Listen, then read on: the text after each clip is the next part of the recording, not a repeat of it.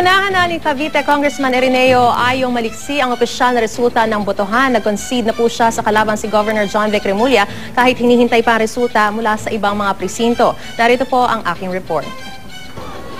Kanina lamang po.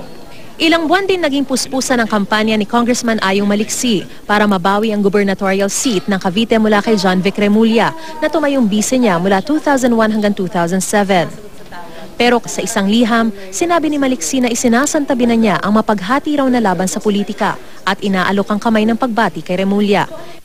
Inilabas ni Maliksi ang mensaheng ito kahit hindi pa tapos ang canvassing ng mga boto kung saan lamang si Remulla sa partial results. He's never lost. It's never done this before also. So, nagulat ako. So, it goes a long way in healing a lot of the wounds.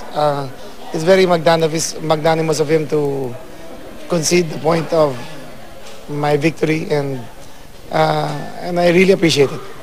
Alas 5 ng hapon kaya nag-adjourn na muna ang Provincial Board of Canvassers para makapagpahinga habang hinihintay pa yung transmission ng iba pang mga resulta ng boto. Natatagalan daw kasi yung isinasagawang pagtatransmit ng mga resulta ng boto mula sa 4 na munisipalidad, kabilang dito ang Alfonso, Rosario, Tanza at GMA dahil nga sa mga corrupted na CF cards.